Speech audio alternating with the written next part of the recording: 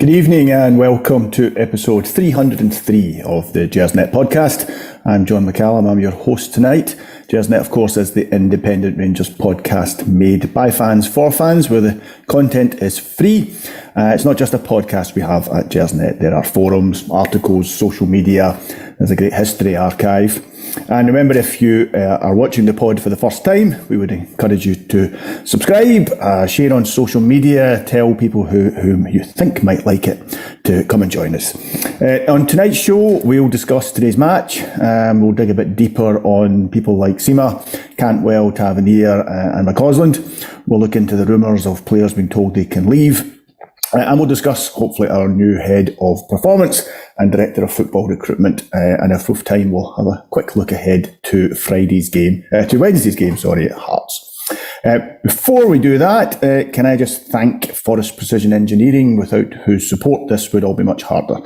Forrest Precision Engineering are a Glasgow-based engineering company, and they are a big commercial sponsor of Rangers, have been for many years, and have also supported the pod now for a couple of seasons. And we're delighted they're backing us. And you can find out more about Forrest Precision Engineering at their website, which is forrestprecisioneng.com. If you don't require precision engineering in your life, perhaps you might be interested in the Forrest Precision Executive Lounge, which is a hospitality area in the main stand at Ibrox. Everyone tells me it is something special. For more information on how to book that, you can email the club via hospitality@rangers.co.uk. Okay, that's the formalities part of it over. I'm joined tonight by a couple of well-kent faces, I think, from these areas. It's a week where Rangers have promised to deliver quite a lot and have failed. So Frankie's brought out the big guns tonight. It's the Anton deck of the Gersnet jungle. It's Dougie and Chris. Dougie, I'll start with yourself. Are you well, sir? You're having parental problems there, you said just before we came on air. Yeah, children screaming as always, John. Right before you're about to take place in a podcast, I'm just sitting here thinking, I wonder who's Ant and Deck between Chris and I. But good to see Frankie's brought out the A-lister for tonight. Exactly. And then exactly. You and me. It's to be fair, I don't think anybody knows who's Ant and Deck. They just know that the two of them are, but I'm not entirely sure anyone knows which one's which. Chris, Dougie was dealing with screaming children. You apparently have a very novel way of dealing with these things, but feel free to share that with us. I came in from the game, had a visit from uncle and his partner, had something to eat, and my missus is putting the baby to bed as we speak, so I'm free to talk Rangers. It's like a modern man in minuscule there, isn't it? Isn't that wonderful? I'm very, very grateful for the two of you coming on tonight and putting aside nappy changing and bedtime stories to talk to us about Rangers. Chris, let me start with yourself. After the exertions and I think we'd probably agree below par performance on Thursday evening, I think most of us were expecting some changes to the lineup. I like most of us, some people I text back and forth with before matches, and we had been discussing certain things, and we'd been discussing will Cantwell start, etc. Who else will keep the place? Will Goldson come straight back in? The starting lineup, when you saw it, what were your thoughts? Did it surprise you in any way? No, not really. I was pleased there was no Sam Lammers. Disappointed there was a Cyril Dessers, but I think that's probably understandable. Danilo has played quite a lot of football in the last few weeks, and also Rangers are in the middle of this schedule now, as it culminates in the Old Firm game and then the Kelly game heading into the break. You can't rely on Danilo to go and play every minute of every match. So I think it was probably a good game for Dessers to come back in. But I think it also shows the paucity of the Rangers number 9 area. It's definitely an area I'd like to see addressed during the transfer window, because I thought the team looked better when Danilo was on. Dessers didn't have a productive afternoon once again. But that aside, I thought the team was kind of as expected. No surprises for me that Cantwell started. No surprises that he started in that number 10 role. I'm sure we'll come on to talk a bit more in depth about that as the evening progresses. But I think it was a good team from the manager, just as I expected. Because I thought he got it wrong on Thursday by starting Cantwell on the right, not having McCausland in the side, but having Lammers in the team. But I couldn't have too many complaints every side this afternoon. Dougie, Abdullah Sima, I think it's fair to say he's been one of the few successful signings from the summer. Certainly, I think probably we wouldn't maybe call him an unqualified success, but he's certainly been productive. He knows where goal is.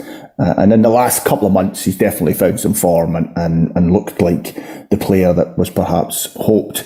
Clement told BBC Scotland after the match that Sima's sleeping in the spare room.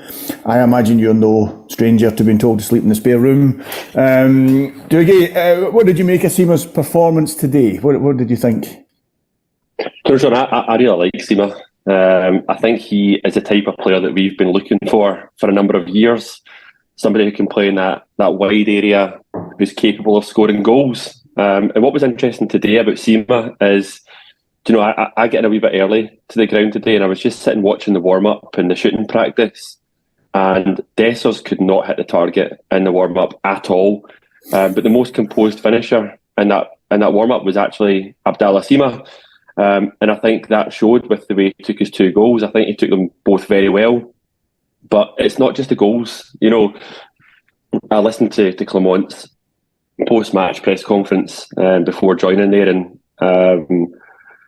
Clement had mentioned that Sima's one of these guys that likes to pass to his players and not necessarily put his head down and go for glory himself. So I think it's pleasing that he is. I was Googling there in terms of where he is in top goal scorers. I think he must be...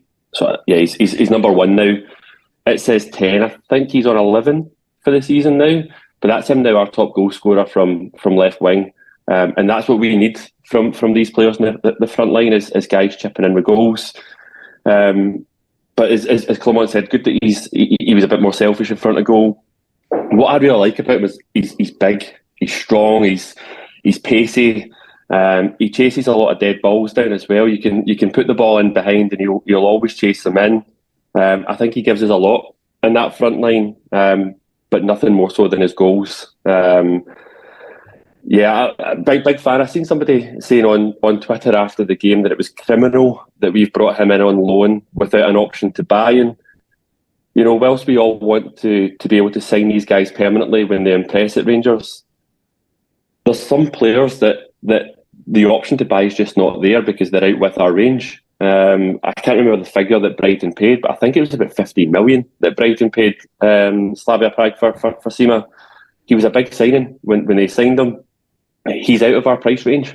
Realistically, he's out of our price range right now. And I think if we get the option to bring in a player of Sima's quality every year, one loan signing, for example, that can come in and really affect the starting 11, I'm all for it, as long as the rest of the recruitment's right around about that one loan player. It's a funny thing, the loan players, they don't always work.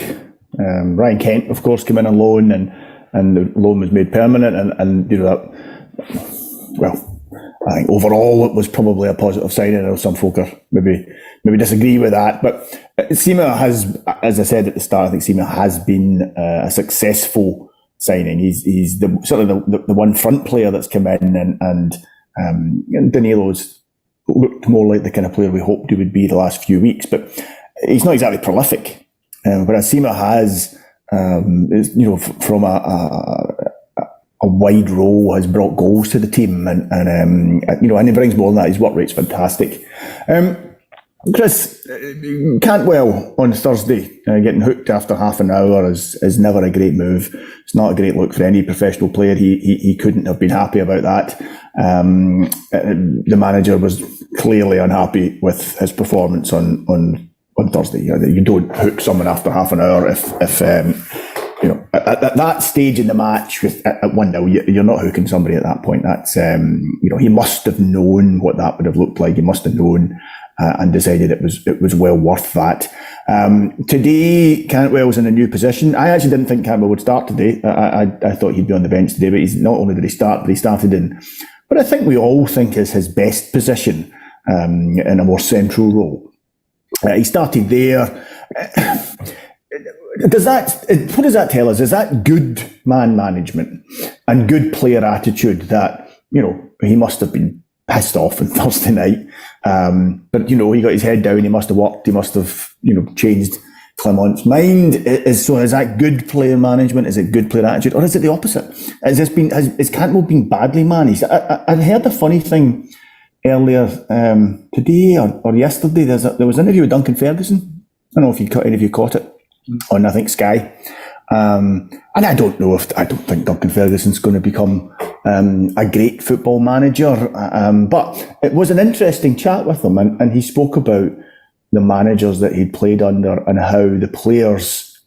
The guy asked him, he said, well, what is it? What was it about managers that, what was it that made certain managers stand out? He said, well, the ones that were successful were the ones that the players wanted to play for. The players liked them. And he spoke about Walter Smith.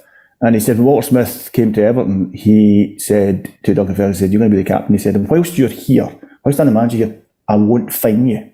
Won't matter what you do, I won't fine you. Now, it's quite a gamble to take with Duncan Ferguson, it has to be said. But what Ferguson then went on to explain was that at that point, he would have done anything for Walter Smith. That was him. Walter Smith had won him over instantly. There was nothing he wouldn't do for Walter Smith then.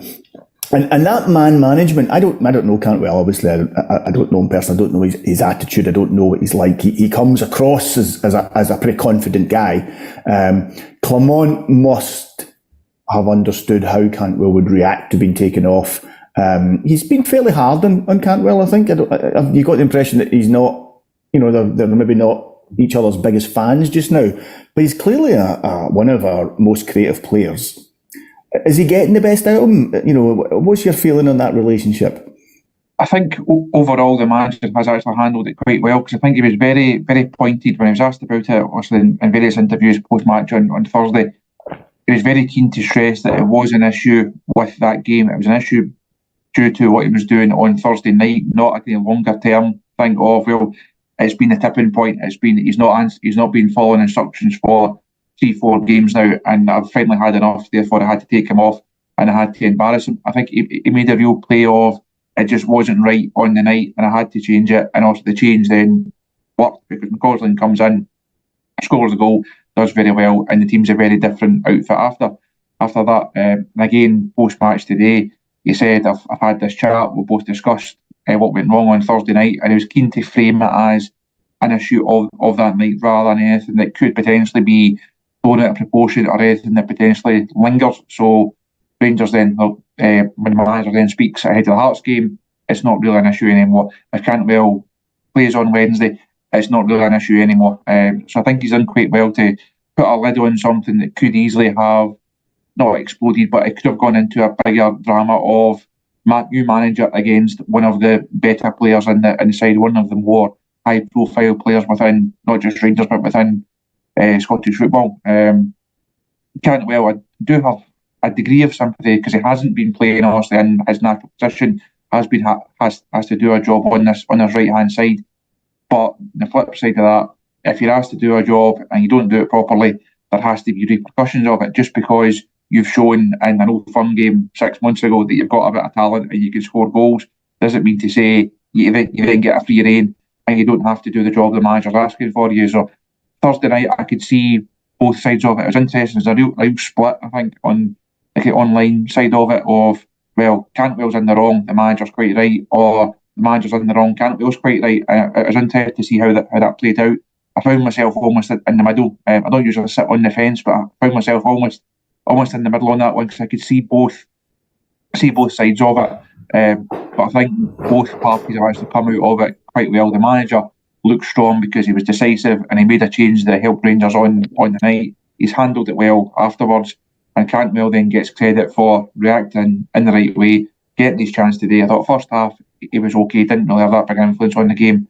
Second half I thought he was a lot more influential. Of course, he gets his 2 assists. We'll give him the assist for the first one, even though Seamark stole it off him and just put it away. The second one is exactly the second one's the type of goal that Cantwell can provide. It's that cutting pass, it's head up, it's playing forward. Very few other guys in the squad are capable of playing that pass and picking that pass. So I think he then gets a bit of credit for the way he's responded. So something that could have been quite bad and potentially derailed Rangers. I think it's actually worked out fairly well for all sides. Chris, yeah. Sorry, I was just going to ask your thoughts on. We obviously sat in the press conference when Yaris Hadji came in and spoke about his game time at Rangers and how he was unhappy with his lack of game time. I think for me that shows the difference in management qualities between Clement and Beale, because right after Hadji came out and made those comments, he was shipped out on loan. Whereas I think you're right with Clement here. I think Clement's managed this very well in terms of he's taken the pressure off Cantwell after the game on Thursday night by saying that he wasn't following the orders of the game. He's then said that he's had to trust Cantwell in a position that's not his strongest position because we've got, lack of options elsewhere, and he's needed to try him at right wing. He's then not showed a stubbornness today, and I think that was a big key thing for me, is he's not stuck his heels in and refused to play him in his number 10 position. Cantwell made the comments after the game, or the fans have made their comments, their feelings known after the game, and Clement has played him in his strongest position. And I said beforehand it was a big game for Cantwell, because he had to come in and prove that he could play the number 10 jersey. That's what he came out and said he wanted to play. And I think first half, I would say he was trying too hard. In the first half, he was coming too deep at times. A lot of things weren't working out for him, but I think second half showed the Todd Cantwell that we began to see last year. I think his confidence was growing throughout the game. And, to John's point around management styles and players think they like to work for certain managers, my concern with the Clement and Cantwell situation is Cantwell screamed to me as a player that liked a bit of a free roll. And he was the one player that, when Michael Beale left the club, that wished him well and thanked him for bringing him to the club. My worry with the Clement relationship was Clement seems to be a bit more of a disciplinarian on the park, especially. He likes players to be playing in a certain role. He whipped him off after 30 minutes on Thursday night because he wasn't going outside. He kept going inside. He had a very clear game plan, and I just worried that Cantwell wouldn't be able to follow instructions like that from a manager. So it was good to see him get the nod today, and I think he showed his worth with the 2 assists. And when you start to look ahead to the game midweek, I think Cantwell's one of the first picks on the team sheet for me now. Sima, Cantwell, they are definitely 2 players that start in that front line. There you go. I think we're all in agreement for once. Dougie, stay with you. Dessers, he came back into the side today. That you could hear the collective groan all across Govan when the team sheet was announced. He was involved in the first goal. He did quite well for the first goal, but again, he really didn't impress greatly, I don't think. More importantly, it was reported during the week, and maybe Chris will come in this as well, but it was reported during the week that Ridvan, Dessers and Dowell have been told that they can leave in January. For different reasons, all 3 of them have been puzzling signings. None of them have really worked for different reasons. I think Ridvan. I don't think Ridvan's good enough personally, but he has been unlucky with injuries. Just as he's got a run in the team, he's got injured, and that's happened to him 2 or 3 times. Are you happy at this news? Are there any others that you would be encouraging to leave too? Is this surprising news? Again, can I go back to management? Is this, how do you? Ridvan came on today. Borna picked up an injury, then he instantly becomes our first choice left back. It struck me as a little surprising that if this is indeed true, that he's been told he can leave in January. I guess he ain't too keen on picking up another injury. And likewise, Dessers still has to play games for us just now. So I was a little surprised at this. What did you make of that news? Do you think it's true? What was your take on it? I think on Dessers' performance, first of all, I think, or his inclusion in the team, first of all, I think Chris nailed it earlier on that Danilo simply can't play every minute of every game, so we have to rotate. Kemar Roof made the bench on Thursday night, wasn't on the bench today. I think that's largely because of European squad registration. Our squad's fairly thin when it comes to Europe, so there's a place in the bench for him. You can name more subs. When it comes to today, you've got a lot more players available to the manager. I don't think Kemar Roofe has 90. He certainly doesn't have 90 minutes in him at the moment. So therefore, Dessers becomes the obvious replacement for Danilo. But when we signed Dessers, he was a player that Michael Beale he chased. We paid big money for him. I think it was rumoured to be about the 6 million mark, same as we paid for Danilo. The big difference for me though is Dessers is 28 years old. When you sign a 28-year-old at Rangers, the expectation is that they're able to come in and hit the ground running immediately and make an impact on the first team. And what we've got is a guy at 28 years old who doesn't even understand the offside rule. So for me, Dessers just isn't good enough. I don't like writing players off. I've wrote so many off in the past. I go back to Ravi Matondo. I wanted him gone last season, and he obviously started the season very well under Beale. So I don't like writing certain players off, but at 28 and at that kind of money, you expect a much bigger return from Dessers. I said already in the warm-up, his shooting just wasn't there. His hold-up play just isn't good enough for us. He's not strong enough. He was so poor again today. So it doesn't surprise me if the rumours are true that Clement has said that he can look for another club.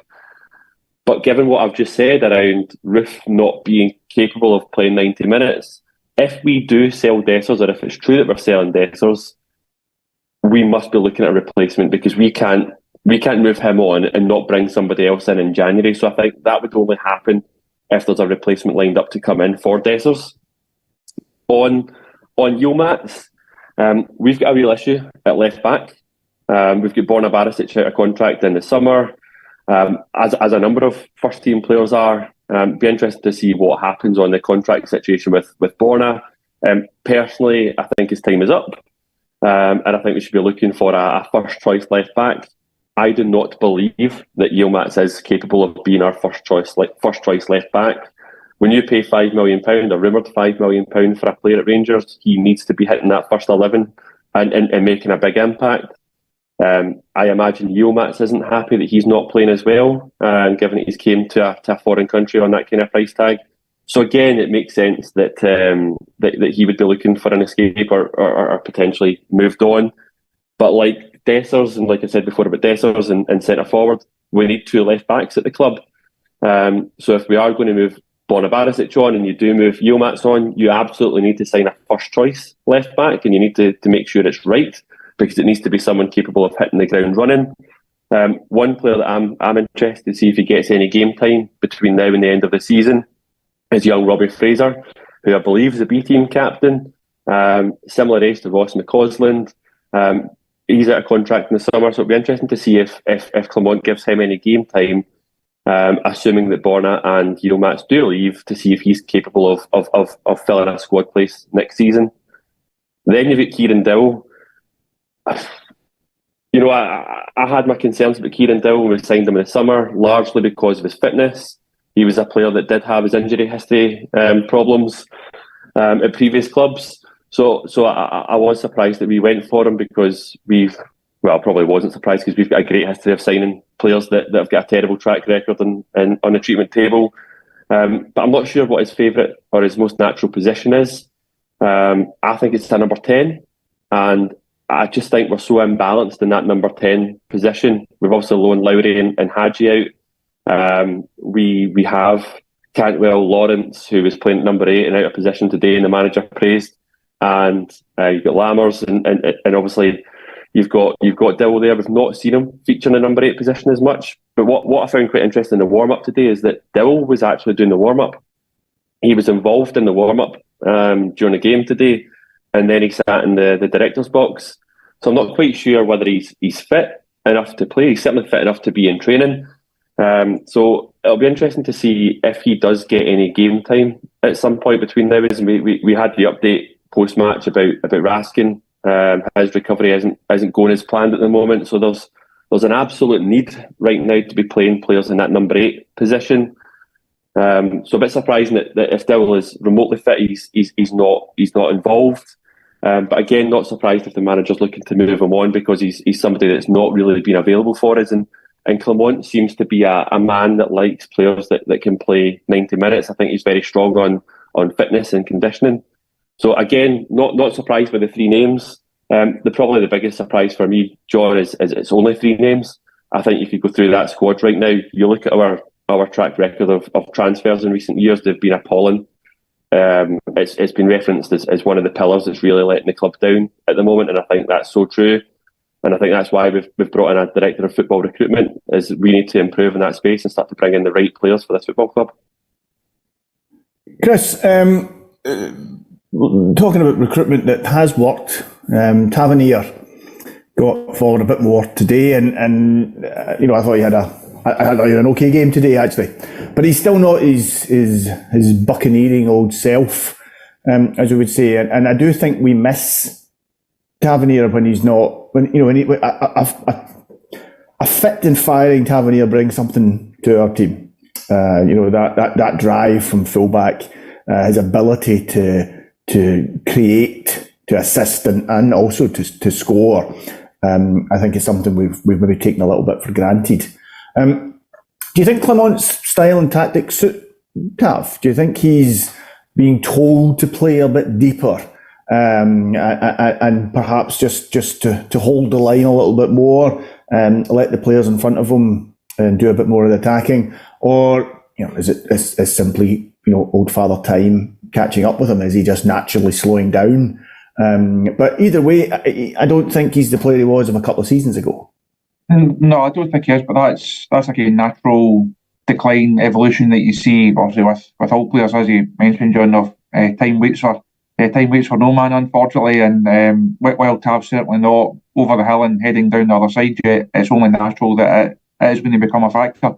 Dougie's talking there about recruitment and the problems that I've got at left back. Within the next 18 months or so, Rangers are going to have to sign the successor to James Tavernier at right back, because he's not going to be able to go on forever. He's not going to be able to churn out the number of games that he's played compared to the number that he's missed is actually quite remarkable. And if only there was other members of the squad that were as robust and as reliable as him, as Tav, we've all got opinions on him as a captain, him as a right back, him as a goal scorer, but you can't doubt the professionalism that it takes to continually turn up for training week after week after week, turn up for games season after season after season.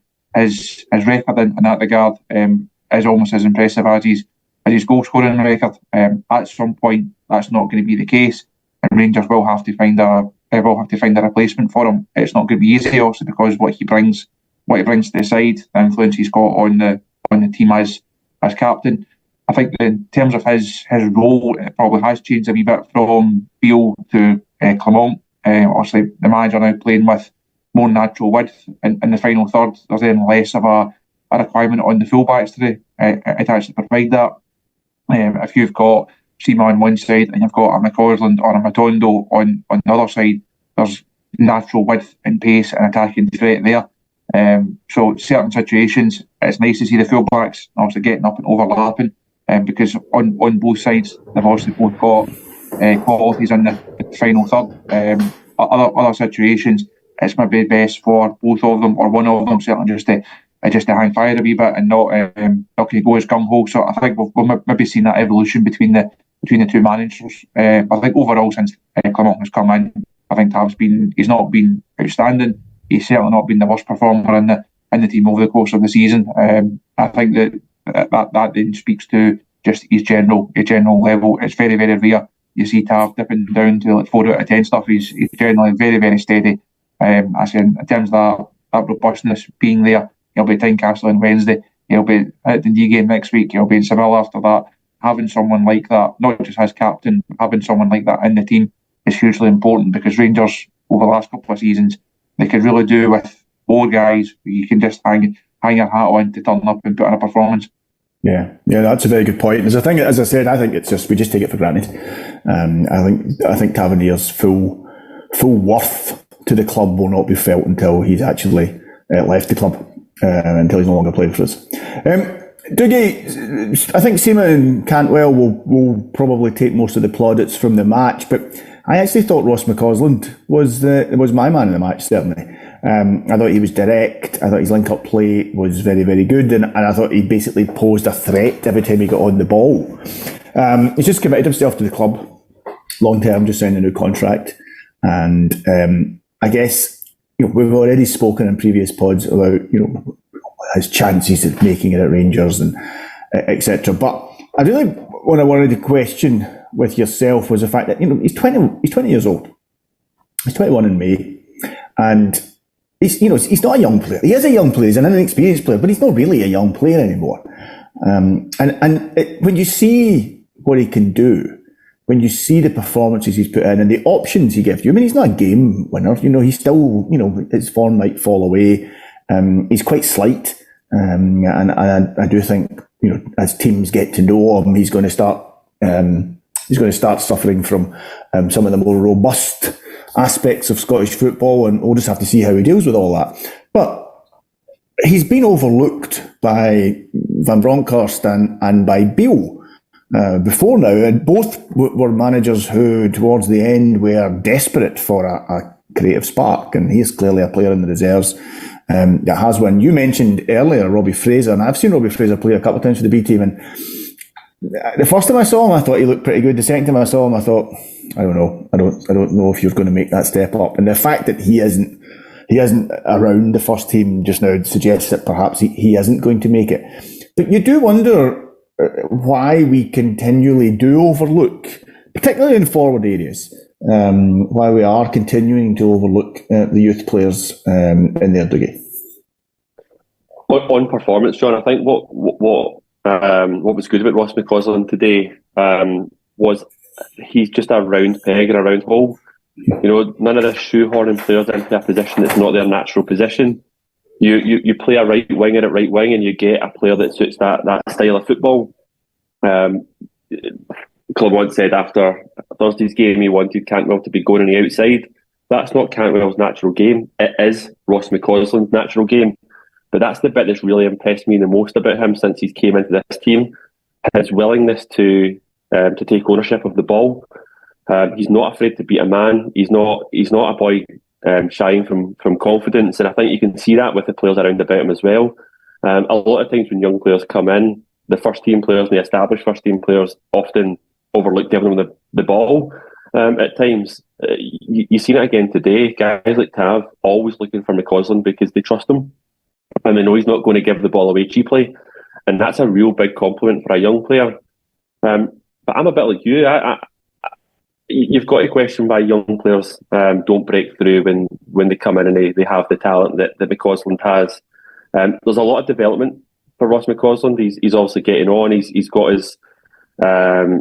he's not big, he's not powerful when we've spoken about someone like Sima, so potentially it's been a case of waiting until he's ready to play in the professional game.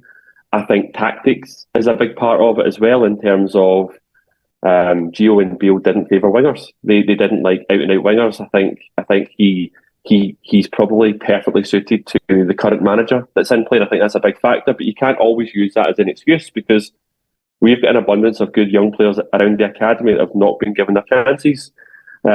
What's exciting is I think Clement is a manager who will pick the best player available to him, regardless of age, but based on who suits his style the best.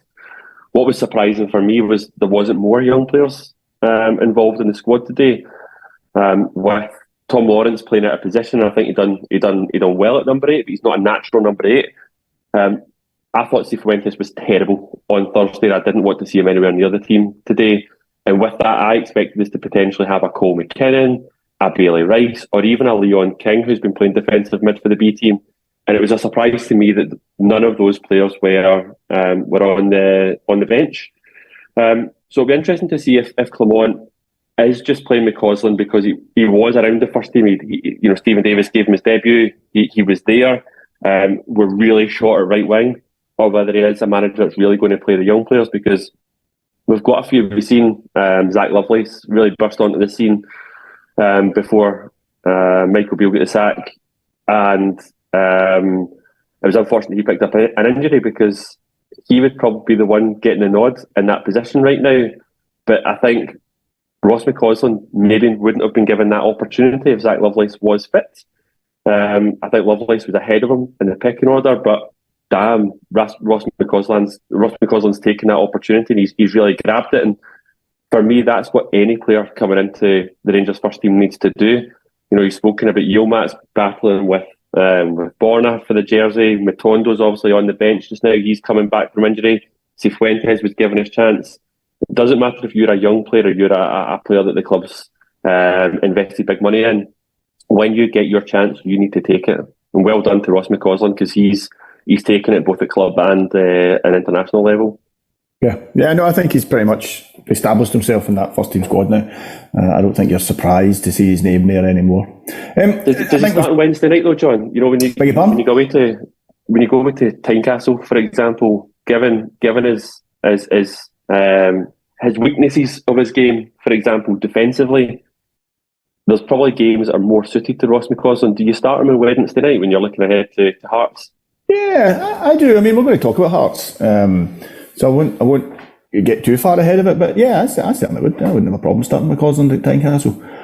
In fact, I think it's the kind of game that would suit a fast, direct player. I think Tynecastle is one of these grounds where Hearts are probably more likely to be a little more expansive, a little more attacking, not quite as defensive as we saw them in the first two games. So I actually think that could suit McCausland, suit Matondo as well. The space to run into, hit them on the break. Anyway, before we get to Hearts, I want to make sure I get in the changes at the club through the week and the kind of boardroom and backroom level. So Chris, we appointed, I think you say his name is Niels Koppen. I think I've pronounced that correctly, Niels Koppen, to this role there in the week. Let's be honest, our recruitment has been patchy in recent times. I think it's only fair to say there have been some good recruitment. Butland is good recruitment. Cantwell has been good recruitment. There has been good recruitment, but it's been patchy. We've had a few misses, and I think we've all agreed too many misses that we've spent money on. Certainly. So, I mean, I'm assuming that part of this remit is surely to come in and address that. He's another Belgian.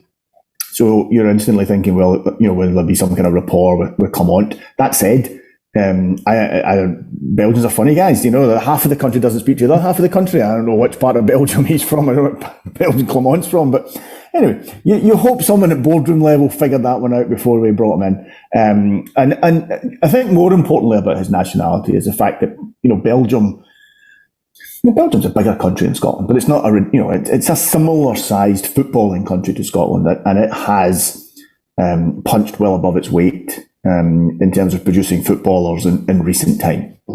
So he's come through the Belgian system, which I think is probably a good thing. He's got a scouting background. He's coming from the Dutch league, a similar sized league, a level of league to the Scottish league. I think it's kind of fair to say it's probably a slightly better league, but again, it's at that level in Europe in terms of finances. He's never done this job before. No one's done this job before because I think we just made it up. But he wasn't in exactly this role at PSV. But what's been your reaction to his appointment? And I guess, and I don't know if it's fair to ask you this, do you think this means we will not be appointing a director of football now? I think that's the case, John. They've basically decided to split the role, if you like. So if you look at what Ross Wilson's role and responsibilities were, and you now look at the makeup of the football board, there's a lot of individuals taking more responsibility in their respective areas. So I think it's more of a collective approach from Rangers rather than having a figurehead approach. Also in terms of recruitment, it's going to be Niels that's also driving that. He's brought in to oversee that side of it. Also the appointment from Brighton, Tom Taylor comes in to strengthen the key performance side of it. And that then feeds into academy with Zeb Jacobs and performance with Mark Waller and that type of thing. So it's more of a collaborative approach rather than one guy having not too much power, if you like, but rather than one guy calling most of the shots, it's now more people calling their individual shots. So it's hard to tell too much about him because nobody really knows much about him. It's not a name that I was familiar with before I heard the news on Friday, so I can't talk about too much. I can't knock him down too much. Not had the chance to speak to him or to have any interaction with him yet, so I can't give you any insight to him, unfortunately. I don't think he officially starts until the new year. 2nd of January, I think, as he's officially coming in. The manager did mention post-match, he was asked about it, and he said he didn't actually work that closely together at Genk. They're only there for 6 months or so together, while Clement was working in the first team. He was working in the academy. He then moved on and went to PSV, and that was the year that Genk then went on and won the championship. So the manager joked that he missed the big party at the end of the season. He timed his exit badly. So if Clement can then make up for it and give him a party at Ibrox this season, I think he'll probably settle for that one. But I think at first people made the connection of two Belgians that work together at the same club. It's been a manager appointment. That doesn't really sound like it's been the case. I say Rangers seem to be going for this broader approach to having individual specialists in their respective areas rather than having one kind of figurehead overseeing it. So I don't think we'll see director of football, sporting director, technical director type appointment. I think the way that that football board has now been finalised, that's going to be the structure going forward. It has to work because it's not worked too often for too long now. It's an area of the club that's not functioning properly. The cost of that, as we've all saw in the accounts a couple of weeks ago, has been huge. And the cost of that on the pitch, again, as we all know too well, it's not been enough trophies. Now the spend in terms of transfer fees, the spend in terms of wages is not that then doesn't tie in with. No, it's not produced what it should for that investment. Doesn't tie in with what's actually been achieved. Too many managerial changes, too many overhauls of the squad. We're looking at another one come January and come the summer. So Rangers really have to get this aspect of the club nailed, because without it, they'll never progress and we'll never get to the levels that we think we're capable of, and the levels that we all believe we should be at. So it's definitely a crucial appointment for Rangers. The managerial appointment in Clement has to work. This appointment in Coppin has to work as well. Yeah. Well, good luck to Mr. Coppin. I think we all hope it does. It's interesting what you say about the football board. I did notice that myself, and I did wonder if they have decided that a director of football, there's just too much, not so much power, but too much responsibility then falling on the shoulders of one person. Which I guess leaves the club vulnerable if that person moves on, or if that person isn't doing. And I suppose by breaking it up and giving this different roles to different people, you reduce the risk factor to the club that one of the appointments doesn't work out, or they're poached, they don't settle, whatever. I was interested because he has a UEFA A licence, so although he's not involved in coaching or that side of the game, certainly not for us. He has a UEFA A licence, and Tom Taylor does too, Dougie.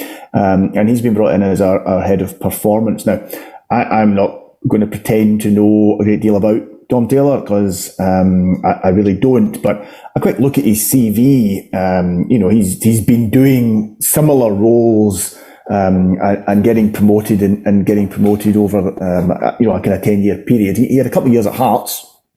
He was doing a similar role at Hearts, and I was trying to remember if Hearts players were fit and healthy whilst he was there or not, but I couldn't quite figure it out. He was at West Ham and then obviously more latterly Brighton. Now Brighton and West Ham are big clubs with big budgets. Brighton in particular obviously are a club that a lot of people admire just now for the way they're run and the way they seem to be able to absorb changes, losing big players, losing managers. They still seem to be able to do that. So it's interesting. You have to assume that they get their recruitment right. So I think we're all quite excited about that. I think the one thing we will all agree on, Dougie, is that with our injury record, we definitely do need somebody to come in. And I think my understanding of head of performance, and it's a funny title, is that it's about fitness and conditioning. That will be his overall remit. Is that your take on it? I think so, John, and I think so because of the previous roles that he's had. You've called out the clubs. Just look at the job titles. It's been sports science, fitness coach, and then latterly at Brighton it was strength and conditioning coach. So I think it's definitely going to be in the player performance element of fitness and well-being. Chris used a great word earlier on, which was collaboration and collaborative. I think it's going to work hand in hand with the football recruitment side, because we've signed too many players for far too often that have came in with their history problems, like we spoke about earlier on with Kieran Dowell. It's the same when we signed in guys like John Suter as well, even Kamar Roof. When you go back then, these are guys that we've brought in that have had their problems. I expect these two guys to work closely together. He'll be telling Niels Coppin exactly what type of player he wants to sign, and I'm sure that'll align to Clement's thinking as well. Hopefully it means that we're going to be recruiting guys who are fit. Chris had mentioned James Tavernier earlier on.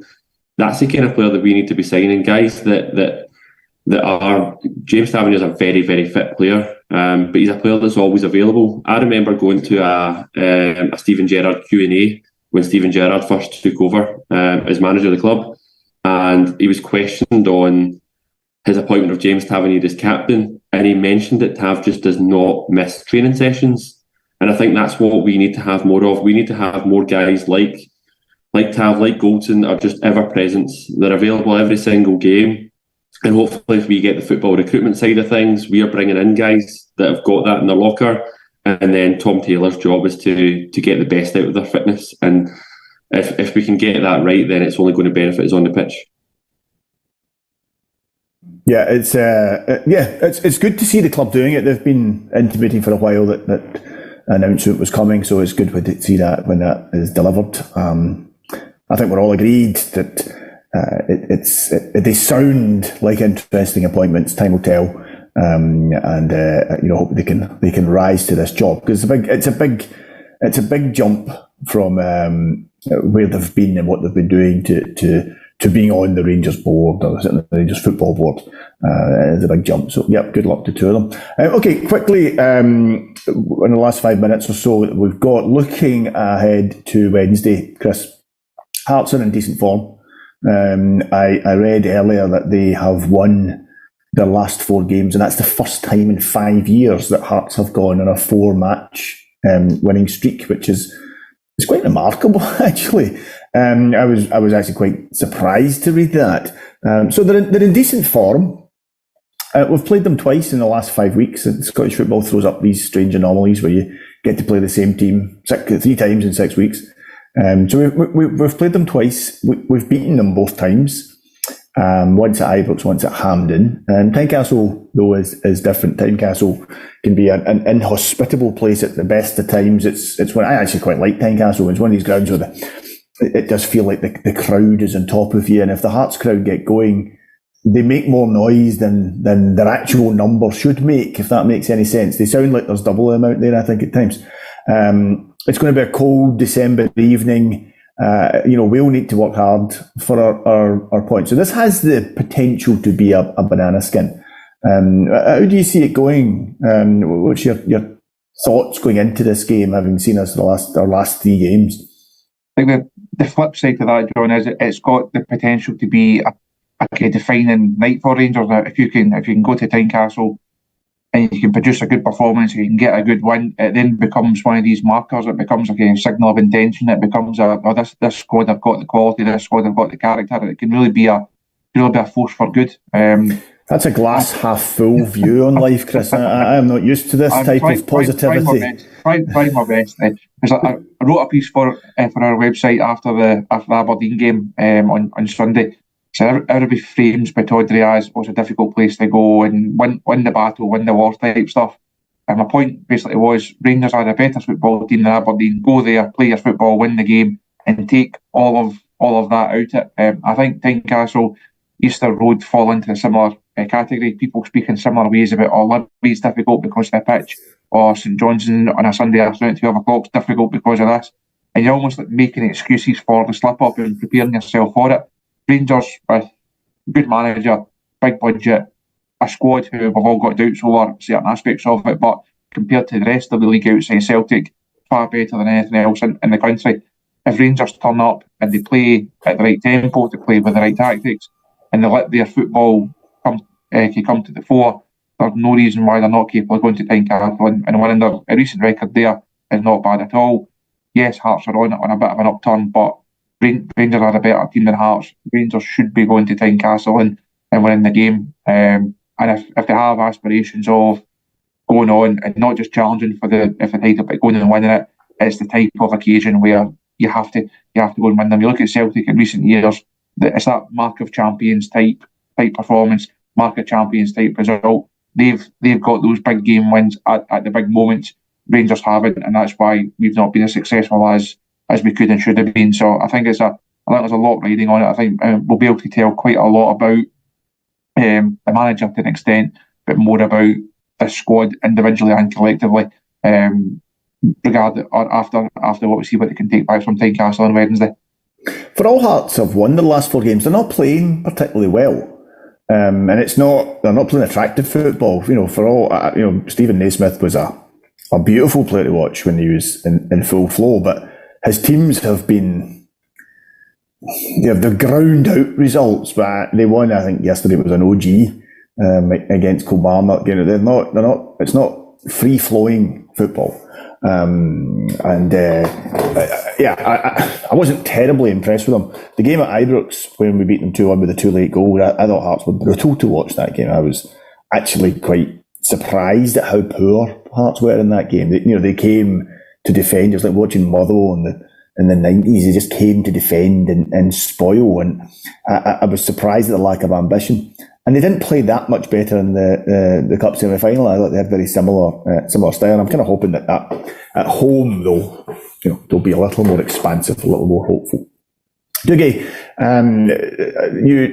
you said earlier, it's almost like this is planned. You said earlier that one thing about putting Dessers on the transfer list, or telling him he can find a new club, is you need to replace him. Hearts captain Lawrence Shankland is somebody who seems to split the support when he is spoken about as a possible Rangers signing. I have to say, I've never heard anyone from the club suggest we're signing him. I'm not sure if Neil Scopin is terribly aware of Lawrence Shankland or not, but he is someone who gets spoken about because he is capable of scoring goals in Scottish football, which is where we have to win. He is a player who we could probably afford. Even if Hearts put a premium on him, I imagine he would still cost us a lot less than Dessers cost us. He's the Hearts captain, so it suggests that he is somebody who takes responsibility around the football club. He's an experienced player now. He's somebody who you would hope would be a positive around the dressing room. But that said, he's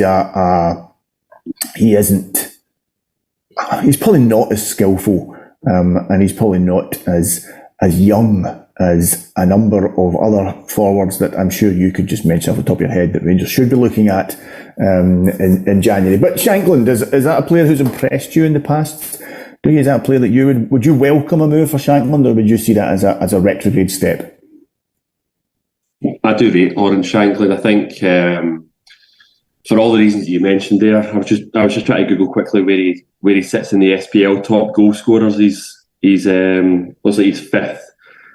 He's behind Tavernier and Sima from a Rangers perspective, and there's 3. So he must be 6th. There's 3 Celtic players ahead of him in that pecking order as well. But he's a top goal scorer outside of the Old Firm. I think for too long we have not signed the best Scottish talent or the best talent in the Scottish top flight. You look at players like Lewis Ferguson and Josh Doig recently moving across to Italy. I think they were ideal signings for us. A real challenge from a European perspective and signing players that are domestically trained. I think Lawrence Shankland ticks the box very, very perfectly. I think like Doig and like Ferguson, the biggest challenge will be whether we can get him for the right fee, because you already mentioned the word premium. That's what happens when Rangers enter the negotiations with clubs like Aberdeen for Ferguson and Doig at Hibs and Shankland at Hearts. Is these clubs then look for an added valuation on their players because they don't want to sell to a rival and they don't want to sell to Rangers. So it all depends on what the fee is. All depends what we get for the likes of Dessers. But if the question is, do I think Lawrence Shankland is capable of playing for Rangers? I do. I don't think he's a number 1 striker. I think if Lawrence Shankland was coming to Rangers, he would be the player that would effectively be the backup. to the number one striker. So you just effectively be saying that Danilo, you are our number one striker. Shankland is a player that's on the bench. He comes in like Dessers did today in the games where you're resting Dessers. And I don't think there's any harm in it. I think Shankland's probably a player at his stage of his career. I think he's similar age to Dessers. I think he's around the age of 28. I think at his stage of the career, he's probably looking at. He's a big Rangers fan. I believe he used to be a season ticket holder. I'm sure he'd be keen to play for the club and keen to play in any role that the club offer. So I think he ticks a lot of boxes for a lot of reasons. You know, he's capable of scoring goals domestically, but I think you see with Hearts is actually there's more to his game than a penalty box striker. When I watched him against us in that 2-1 game that you referenced, I was actually really impressed with his hold-up play. I think he could hold up the ball very well as well. So I do like Lawrence Shankland. I would sign him. All depends on the fee. I definitely think there's a market there for Rangers, and I hope that Neil Scotland is looking within, because you just need to look at Kilmarnock as well. They've got a young boy Watson that's been really good this season. I'd love us to be scouting far and wide, bringing the best talent from all around the world, but we must not forget these shores, because I think what you're seeing with guys like Ross McCausland is that they're diehard Rangers fans and will play and give that wee bit extra when they're on the pitch wearing a Rangers jersey, and I think Lawrence Shank will be no different. So we need to make sure that we're signing players from all across the globe, but definitely bringing in players that are domestically trained. And for that reason, I think there's another few players that we could look at. I'll just throw Scott McKenna in to close the show. Scott McKenna, believe it or not, is out of contract this summer at Nottingham Forest, an English Premiership defender. He is left-footed. I would believe that. We are trusting. You know, you're seeing Clermont trusting Balogun over Davies at the moment. I think that speaks volumes right now. I think we could see some movement across the entire squad, and I think someone like McKenna would come in, boosted from a domestically trained perspective. He would be free, so it would be good financial business, but it would allow you to sell someone like Davies as well, and bring in money that you can invest in elsewhere. So yeah, I would love us to sign more Scottish players. I think it's good for the club to have more domestically trained players. Scott McKenna, Chris, you fancy ending the show on a comment on signing Scott McKenna? I have to say that came out of left field. I wasn't expecting that one from you. I'll say it's not a rumour that I've heard. No. I think we just started it tonight. Chris, Dougie, thanks. Dougie, I'll make sure you get the exclusive on it. I'll make sure you get the highlight. I'm not sure he'd want to sign for Rangers, unlike Shankland, who's sat in Ibrox many a times with his family. I believe Scott McKenna has allegiances elsewhere, so that may become a big factor if we do enter the negotiations. Well, I don't know. You've thrown me completely, Dougie. I have to say, I was not expecting Scott McKenna's name to come up in this podcast tonight. Listen, anyway, look, we've bang on time. Frankie will pay us all our bonus because we've not kept him up late. So I'd just like to thank Chris and Dougie for giving up their Saturday nights, for getting the Cal Paul out and putting the children down early for us, and joining us and you know, telling us about Scott McKenna and their desires for Scott McKenna to play for Rangers. Just to remind you that the podcast is available on a variety of different platforms. It's on Acast, iTunes, YouTube, Castbox, Stitcher and Spotify. There is a podcast planned for next Friday. I think it's Craig, Rob and Gary. But keep an eye on Twitter, and Frankie will keep you up to date with that. And I would imagine there is a good chance there will be a post-match reaction video from Wednesday night. So again, keep an eye on YouTube for that. Lastly, again, if I can just thank Forrest Precision Engineering for their support. Thank you for listening. I hope you enjoyed it. Thank Chris and Dougie for joining us, and say good night and see you next time.